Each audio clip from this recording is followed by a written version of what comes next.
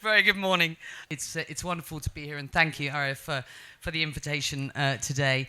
For those of you who don't know me, I'm Becky Anderson, and I've been here for about 12, 13 years, coming in and out the region for the last 25 years. And I think last week's Donald Trump trip to the region was remarkable for me as a journalist, and I think remarkable for this region. It was a pivotal opportunity to reimagine US Gulf relations in a new era, and that era is an era that will be dominated by AI and advanced tech. The message, I think, was absolutely clear. Technology is no longer an industry, it is a pillar of national power and a lever for global influence. Those who act early get a foothold in building the AI infrastructure, will define what comes next. That is the big development bet. What we're going to talk about today is the deployment story, because AI's influence on the economy depends, of course, on businesses integrating it into their workflows and customer-facing platforms. And The Economist had a really interesting article, which I want to allude to just this week, suggesting that for many companies, the promise of generative AI has given way to what they describe as the vexation of making productive use of the technology. And they quote a number of organizations, data organizations, suggesting that the share of companies actually abandoning their projects, their sort of early projects, is actually going higher, faced with sluggish progress. The Economist suggesting that the bosses are sliding into this sort of trough of disillusionment. And for our McKinsey friend, we know that there is the famed hype cycle for consultancies that comes after the euphoria generated by tech. So I think it's going to be really useful to get your sense of where we are at today. But I think, the idea of this is to really do a deep dive on where we are at, what enterprise needs. And then I think, Aria, of course, this is an opportunity for you to provide a key solution for this audience. Aria, of course, is the founder and CEO. You all know him here. Eddie Farhat is the executive director of End Capital. Fahim, my friend here on my left, is the group CMCO of G42. Vinay is the partner at Quantum Black AI, which is, of course, McKinsey & Co. And Gilliam Princeton is the head of EMEA for Anthropic. Relatively new, as I understand, to the EMEA file for Anthropic. So welcome here, and I know that this opportunity for you is going to be a really good one, just to sort of, shoot the breeze with so many people here who've got a sort of deep understanding of what's going on. I want to take 2 minutes out of what I know is going to be not enough time today to have the conversation about enterprise, but I do just want to spend a couple of minutes with Fahim, who there is nobody better served, just to give us a debrief on what happened here last week and the historic announcement on the 5 GW AI infrastructure park. Elevator pitch, if you will. Sure. Will you just give us a debrief about just how significant and consequential this is going to be? Thank you, Becky, and morning, everyone. We're extremely proud of what we announced here in the UAE with the 5 gigawatt US UAE AI cluster.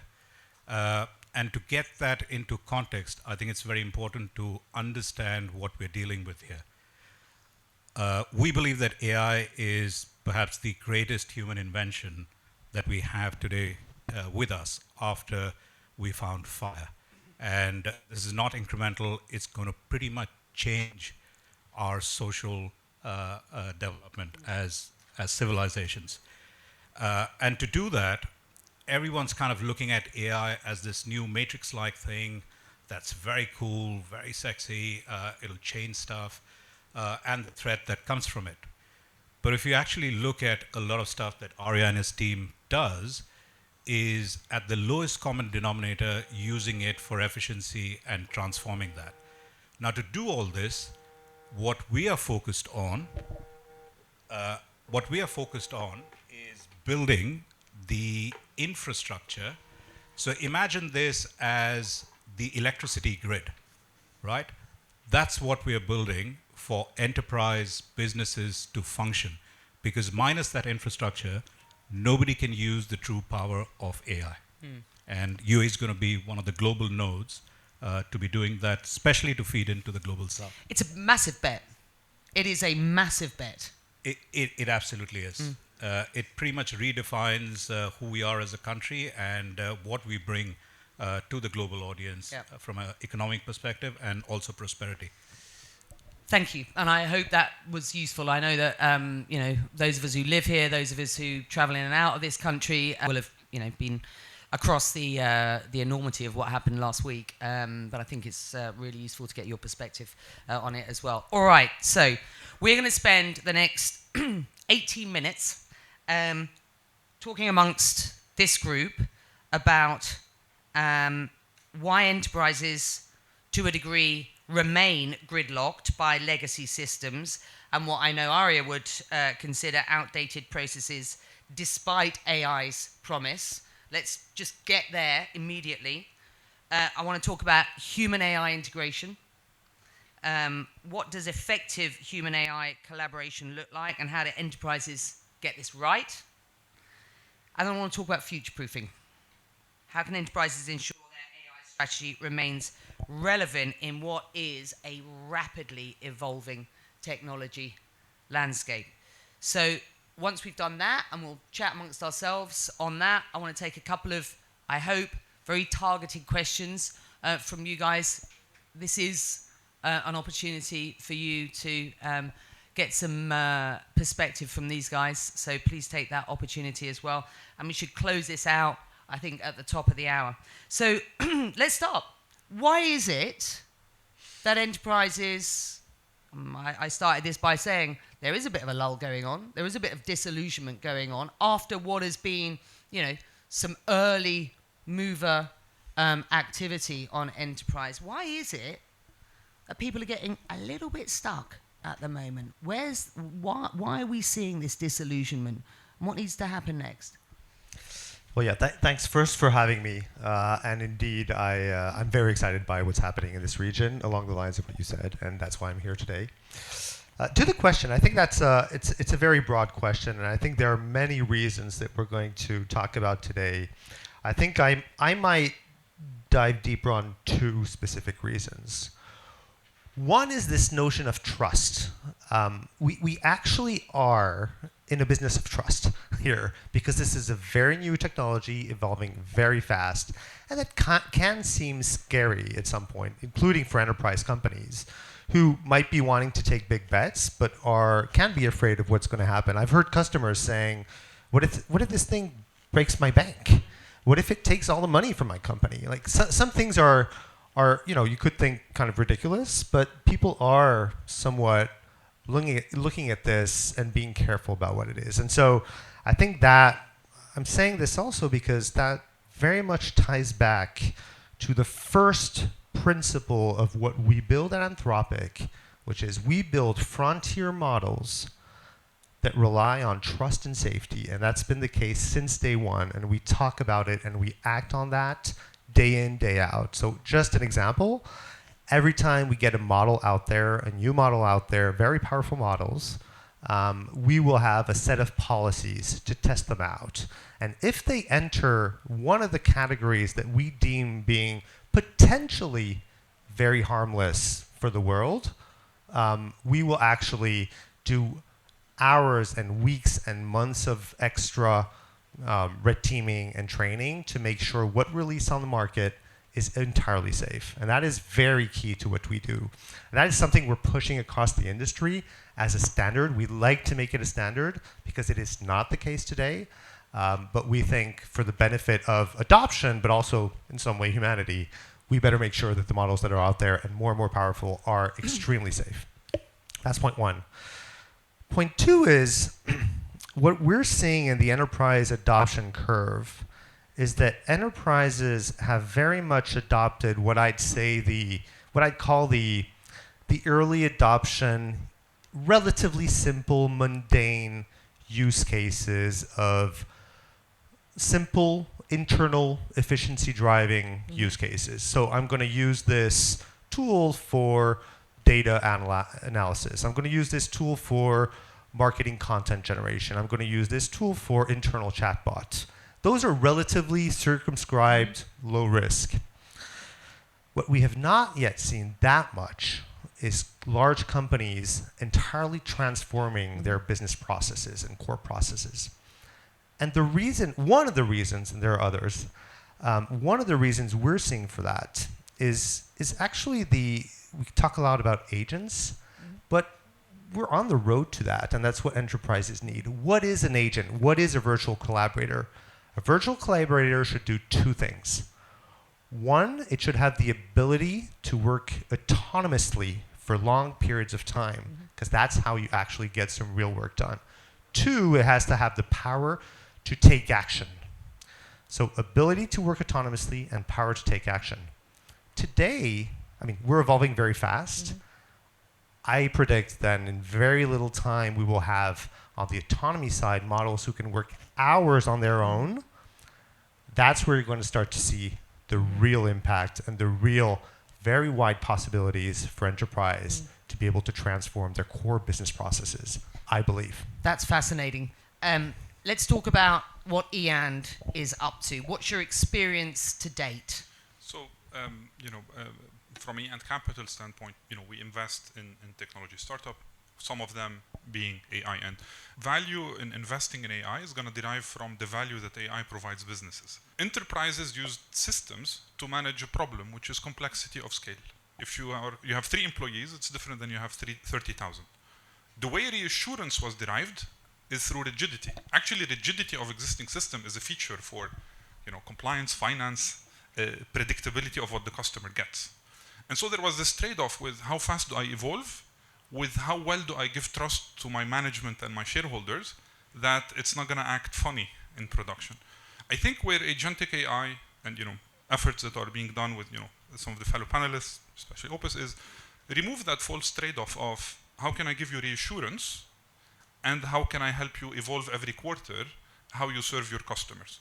And that's being done in 2 ways, a bit technical, but first, you needed like 12 months to redesign how a process would work to serve a customer. Today, with digital collaborators, you can cut that design time and collapse it to weeks.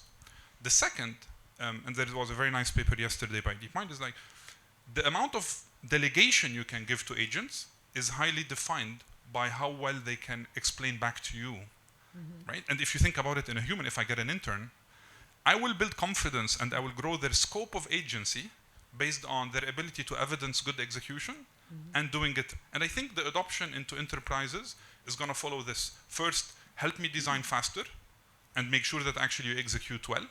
And then as that evolves and we can compute for hours, we'll progressively grow the scope of operation of agents.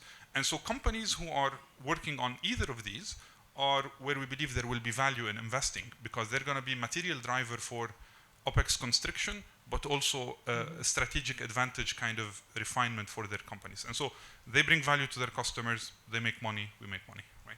Vinay, I just want to get your insights on this. Governance, relevance of enterprise AI initiatives, trust, agentic AI. Where's your head at this point? Couple of points I'd say, just to add on what some of my fellow colleagues have said. If you spend $1 in AI, to get it right, you need to spend $5 in change in the organization.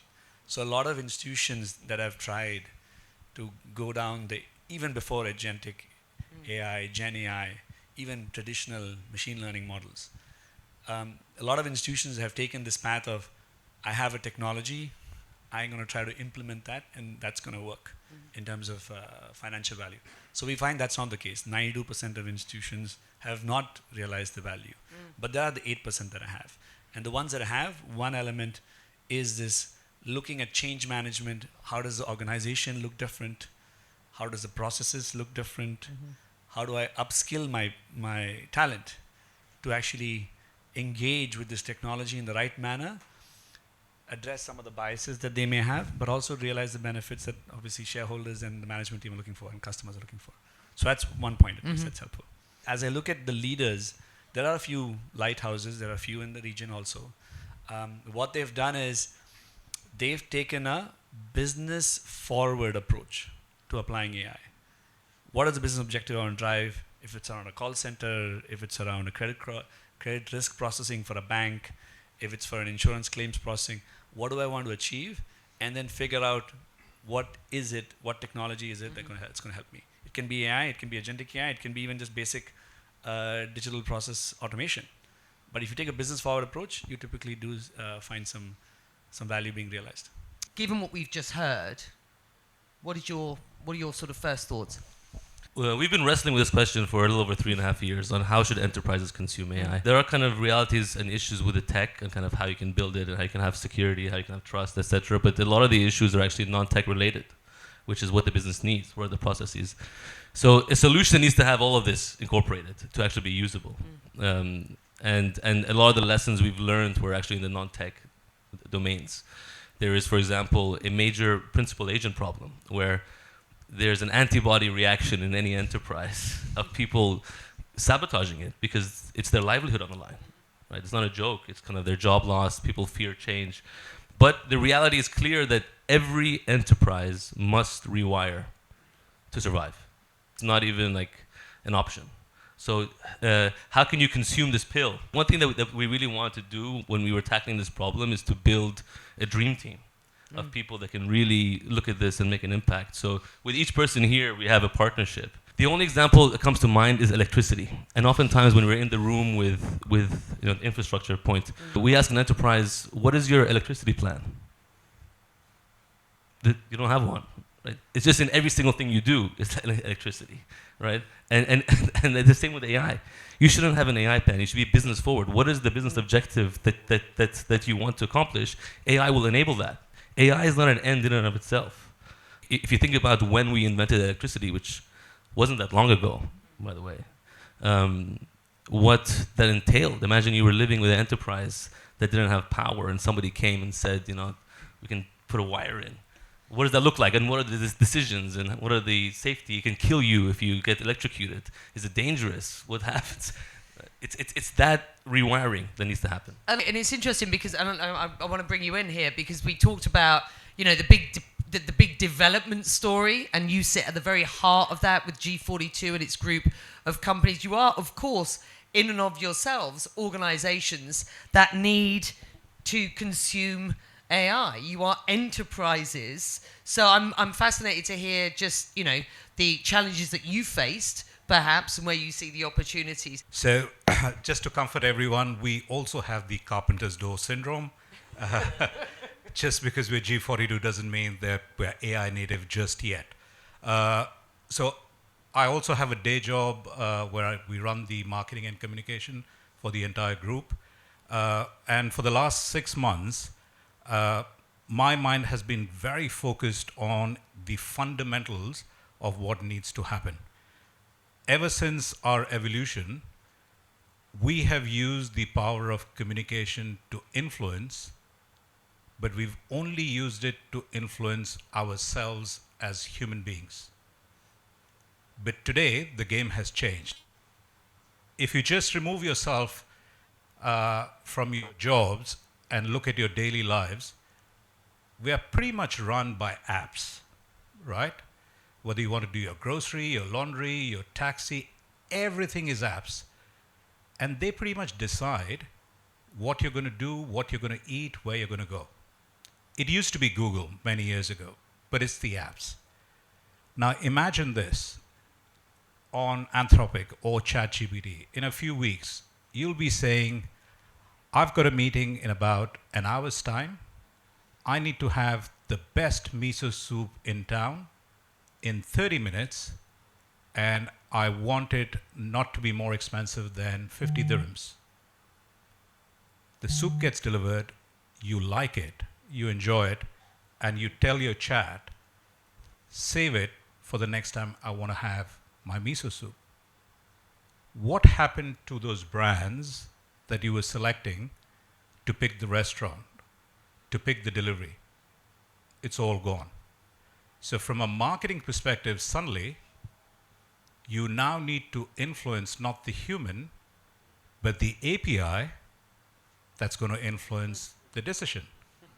It's a whole paradigm shift, right? What we are struggling as an entire industry in marketing is looking at AI as a small tool that can do incremental stuff. Can it do better creative? Can it do all those little functional stuff? But that's like having 10 Einsteins in the room with you, and then you're getting him to clean the dishes and wash the clothes. Just an absolute waste. So one of the fundamental things that we've done is in Jan 25, our human capital has now got evolved to be labeled as augmented human capital. And we are looking at what is the role of humans and AI to coexist as colleagues, right? And within the realm of marketing, my brief to myself is in a year's time, I shouldn't have the job that I'm doing now in its current form. I should probably be on a beach somewhere, enjoying my life and nudging and having the impact of what I do today with maybe 18 hours at work, right? So we're looking at marketing from a department into a marketing intelligence engine that is at the heart of driving the business and its objective rather than a function of fulfillment. Save me a towel on that beach, please. That takes us seamlessly into what I wanted to do as a second part of this, which is look at what effective human AI collaboration is going to look like, and how do enterprises get this right. So I think in the first round we tackled trust, we tackled technology adoption. I think there, and the third one was competence, right? I think the fourth one, and it's a great segue from him, is there's an identity redefinition for the worker in an enterprise. But to draw from a lesson, like a decade ago, I was in a much more technical role introducing the first AI tooling in the advertising industry. And the biggest friction was not the C-suite, not the management, but the AdOps person saying, but what's about my role? And so we said, everybody becomes a manager. Today, if you can describe a task, you can inspect the outcome, and you can provide feedback. Actually, you're kind of AI ready to some extent. Everybody becoming a manager is the mindset change required to say, I can derive personal value in an organization without necessarily being the maker. You know, we'll talk about the other aspect, but for me, fundamentally, change is going to be about redefining how we get work done, and do we need to be the ones doing, or can we just orchestrate it, manage it, and inspect it? So that's it. But that's a significant change in the way that a company is wired and its staff. Go on. That's their new job. Yeah. Who leads that change management? I hear this all the time. It's going to free people up. You know, people can get more creative. People are going to be given more time. That's great on paper. Is it realistic? You know, because the many, many people in these organizations, many of those people may be responsible for, you know, investing in the sort of technology solutions that you're providing.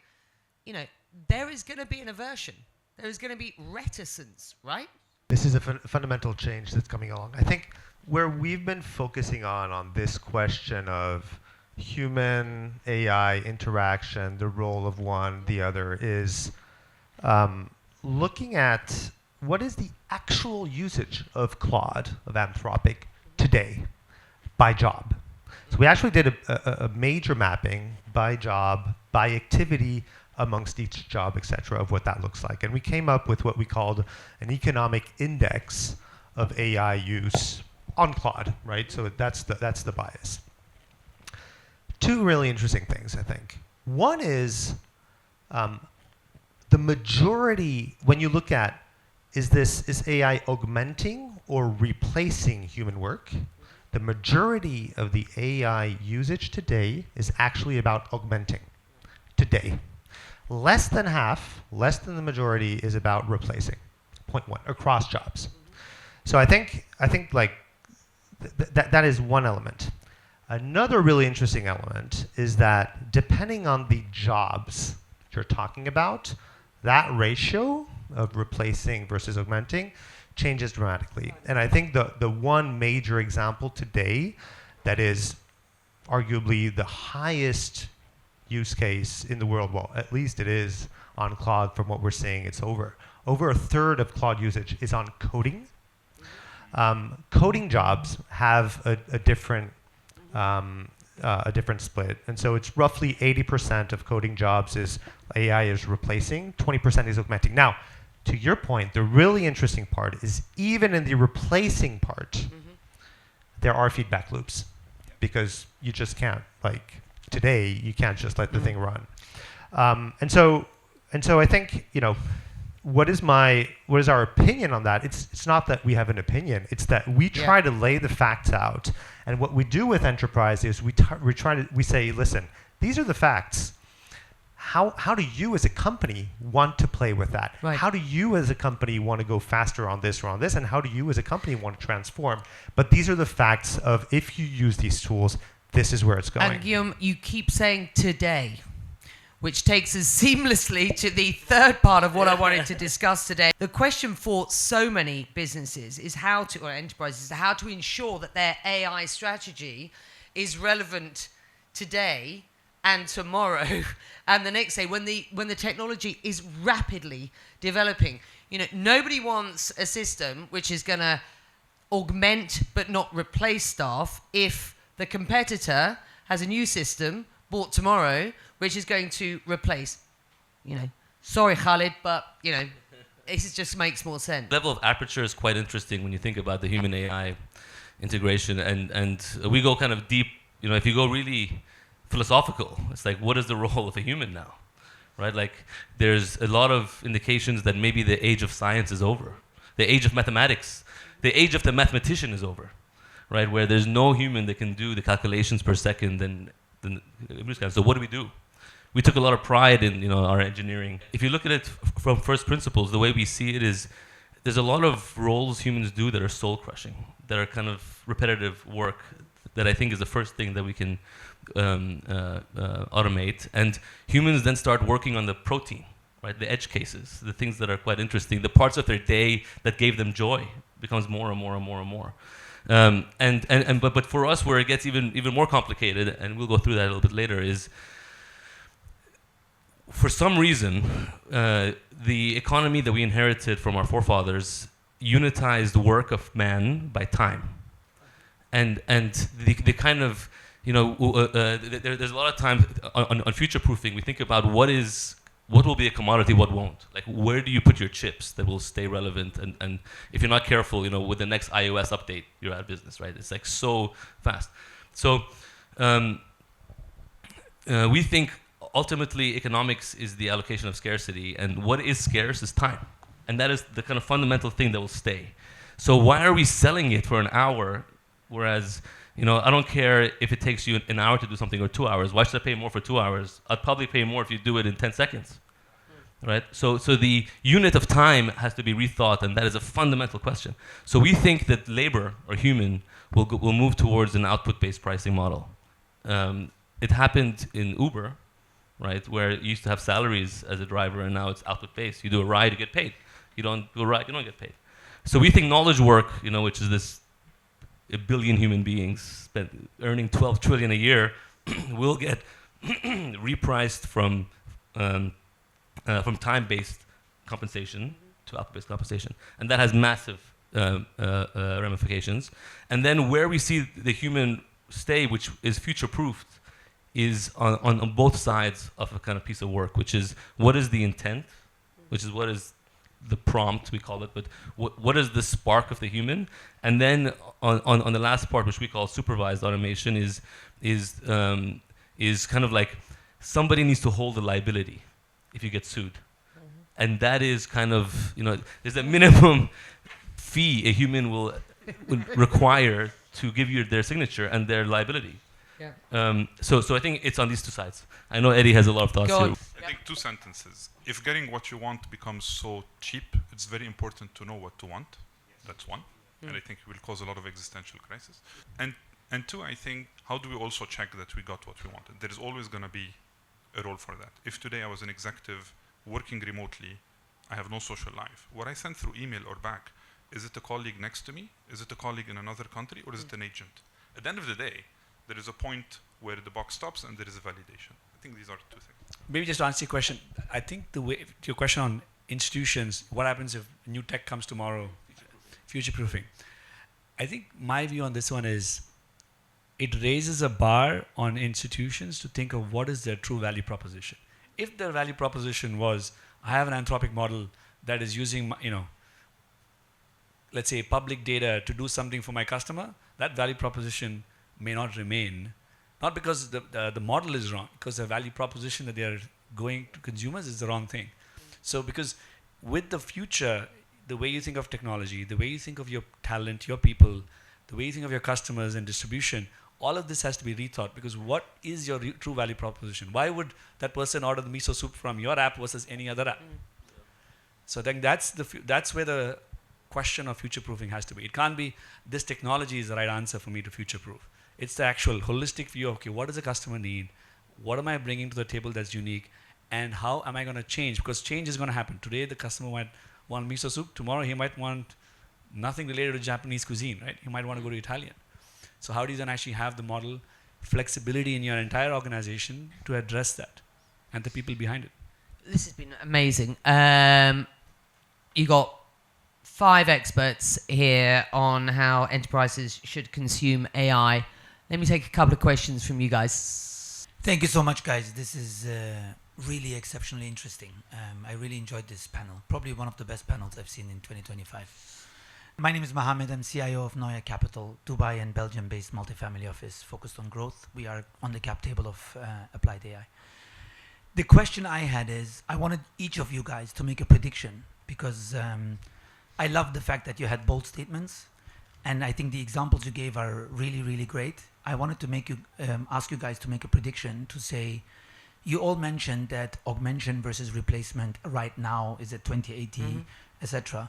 What's your prediction in 5 years from now, basically, of what that will look like? Very good question. And yes, can I just take yours as well? Hi, I'm Sonia. I'm actually from Cleveland Clinic, the sister company from G42. We like to call it now. I'm the executive director over there for RCM and finance.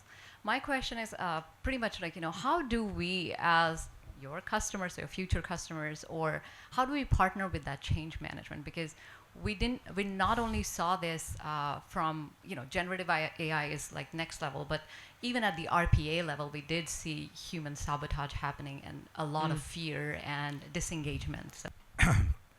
On prediction, what I can say is what I'm working on now, currently, I will have my first AI full-time employee in about 12 weeks within my team. And that's the pace and scale with which we're moving. And I anticipate that happening across the board. But the way to do this is not look at this as a technology transformation, but we're going through a social renaissance.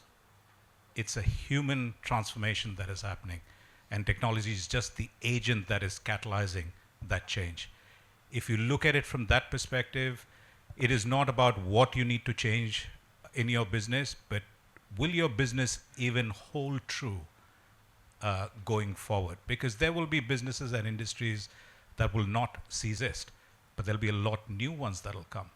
So it's all about going through that transformation and finding your place. In 12 weeks, you'll have your first AI member of staff in the department. Does that replace headcount that currently exists, or does it replace a series of headcount that might otherwise exist? I mean, it would. Yeah. It would. It would redefine the role of what I have to do, my colleagues have to do. Yes. Right. Fascinating. I have to be at the beach. I'll take the two horizon answer on this one. Very short term, in the next few weeks and months, I think we're going to see models that can work on extremely complex tasks using thousands of data sources for hours in a row without needing human interaction. Like that's kind of where we're going in the short term. 5 years from now, 5 years is a long time, number one. 3 years from now, I like to refer this as there will be countries of geniuses inside data centers. That is clearly our prediction and mine. What is that going to mean on the work side? We need to figure it out. but there will be countries of geniuses in data centers in this world. I'll make a selfish prediction. I currently answer like 10% of my emails. In the next 12 months, I hope to answer none. Like ideally, I'd have a digital Eddie for 99% of the questions that's somewhere in my knowledge base it can handle on my behalf, right? So more beach time, uninterrupted. The second one, I think it's not the first time we introduce technology in the way.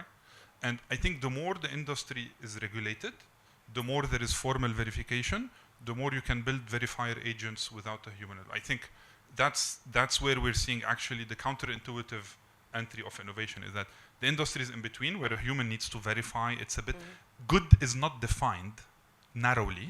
You need a human checker. But actually where good can be defined very precisely, you know, like drug design. It's not an easy thing. It's actually on the other end of the spectrum. The benefit of it is either it binds to the molecule or not. Like so you actually have format. And so, you know, when we look at startups, we've seen quite a few in very rigid domains actually achieve things that we would have thought were 5 years down the road. It's the contrary. On the human side, the best analogy I always give is if you had a free intern that doesn't need to, you know, take weekend breaks, what would you have them do? There is an entry point, and even augmentation is a path to automation because you need acceptance first. And acceptance is, how can this be useful to me at the lowest level of the organization? And I think the role of technology and HR teams is, how can we actually make our employees the first very happy customers of AI? And that's how you bring it in, right? Now, it could be a Trojan horse on the long term, but that's the starting point. Fascinating. Sure. So, on the prediction more, I can just say one thing, that whatever prediction we say, we will be wrong in a few days or weeks. That is. This is from McKinsey, though. So we did some research at MGI, which was, what is the level of automation, and we had done this seminal work several years ago, that you can actually achieve just through RPA, etc. And that time we said 50% of activities can be actually automated. And that was at least 4 or 5 years ago when that report came out. When we look back at some of those numbers and some of those predictions that we had, all those numbers were, frankly, you know, understated, and we've clearly missed the boat in a variety of those activities. So that's a challenge we have, right? The bar and of what we believe reality is going to be and adoption is shifting rapidly. Now, I think there is a world, however, where there's a massive stock of institutions, rigid, have no idea how to move.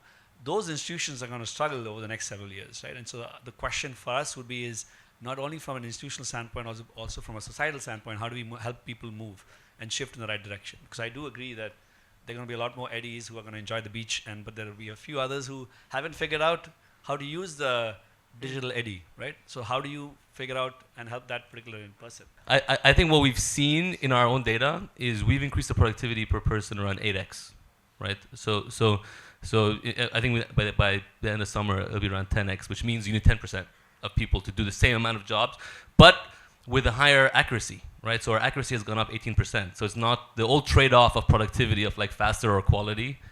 This is a parallel shift of the productivity curve. So with the caveat that, as Vinay mentioned, I think the human mind is incremental, and we kind of cannot see what things look like. We think there will be a massive amount of increase of production, of productivity you can do, and how you allocate that is your choice. So you can either keep, you know, the staff and do 10 times more, it's revenue, or, you know, when you have churn, you don't replace. I kind of graduate.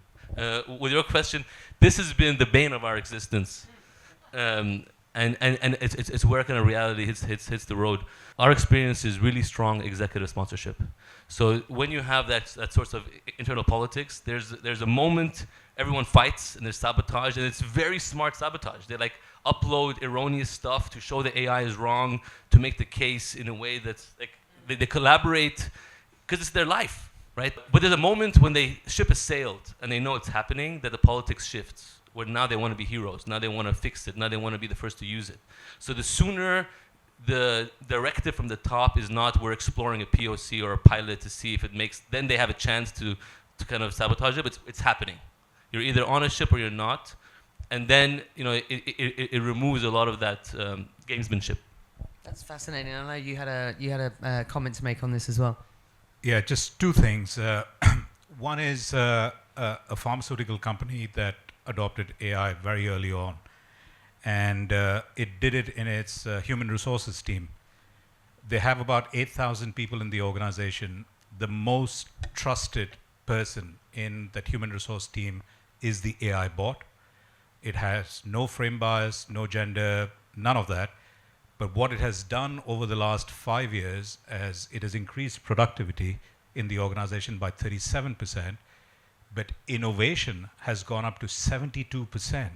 So all the stuff that was getting blocked by line managers and different politics, as you say, has completely vanished. So engineering that change where you focus not on the product but your own people is a good starting point. And I'll build on Arya's piece. Humans have always used information as the primary tool for power. So if you can commoditize that information and then focus only on the exceptions that you need to build in, the whole cultural transformation will take place. We actually build systems not on exceptions, but on blocking every information and then just opening up a very small funnel. It's all human-made in our heads. None of it holds true. And with that, I'm going to wind this up. This has been absolutely fascinating. I hope this has been valuable to you guys. I'm seeing a lot of people nodding here. I think it's been amazing. I was at the Culture Summit a couple of weeks ago, and we were there being asked to consider what it means to be human in a post-human world or in an age of unprecedented innovation. I input that question as a prompt into ChatGPT, and I got this quote. Quote, in a post-human world, being human involves navigating a landscape shaped by technology, ethical complexity, cultural evolution. It challenges us to reconsider identity, connection, and responsibility, and to find meaning in a continually transforming existence. That was the kind of, the sort of very ethereal way of looking at this at the Culture Summit, where everybody's got a sort of, big lofty ideas. I think this has sort of really been an opportunity to hone down, and to your point, how do you manage this transforming existence? So much of what we've discussed today speaks to the work that you've been doing in working out why people are still working on legacy projects, how you integrate AI with human interaction, and then this future-proofing story for businesses is, pretty much where it's all at. Thank you very much indeed to you all.